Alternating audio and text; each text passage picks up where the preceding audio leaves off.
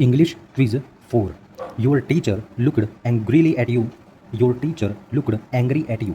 देखिए फ्रेंड्स, यहाँ पर योर टीचर क्या है, ये सब्जेक्ट है, लुकड वर्ब है, एंग्रीली एडवर्ब है, और एट प्रीपोजिशन है, और यू क्या है, ये ऑब्जेक्ट है। ठीक है फ्रेंड्स, और यहाँ पर भी सेम है, लेकिन एंग्री यहाँ पर क्या है, ये एडजेक्टिव है।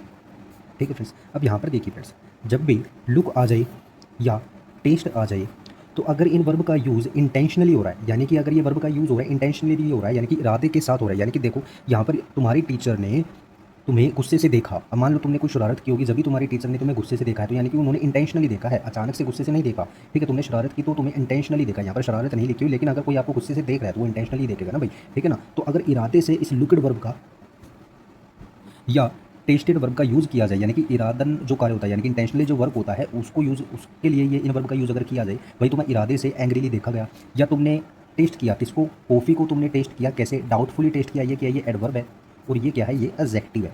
ठीक है, ये हमारा सब्जेक्ट है और ये वर्ब है। ठीक है फ्रेंड्स, ये क्या है, ये लिंकिंग वर्ब है। ये कौन सी वर्ब है फ्रेंड्स, ये लिंकिंग वर्ब है। ठीक है ना, ये भी लिंकिंग वर्ब है।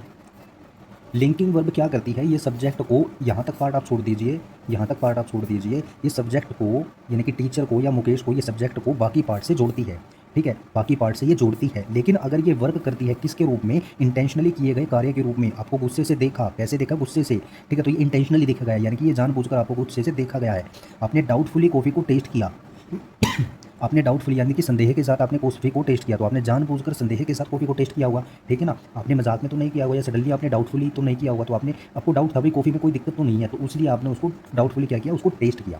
ठीक है फ्रेंड्स, तो यानी कि ये इंटेंशनल कार्य होगा। जब भी इंटेंशनली कार्य को व्यक्त करने के लिए या इंटेंशनली कार्य करने के लिए लुकड वर्ब या टेस्टेड वर्ब या और कोई लिंकिंग वर्ब का यूज़ किया जाए, वो आगे कुछ एक वर्ब है वो मैं बताऊंगा आपको। ठीक है, तो हम क्या यूज़ करते हैं, उनके आगे एंग्रीली यानी कि एडवर्ब का हम यूज़ करते हैं। ठीक है, तो ये सेंटेंस हमारा रॉन्ग हो जाएगा, क्योंकि यहाँ पर लुकड के बाद एंग्री का यूज़ हुआ है, ना कि एडवर्ब का, जो कि एंग्रीली है। ठीक है फ्रेंड्स, तो ये पहला सेंटेंस हमारा राइट हो जाएगा।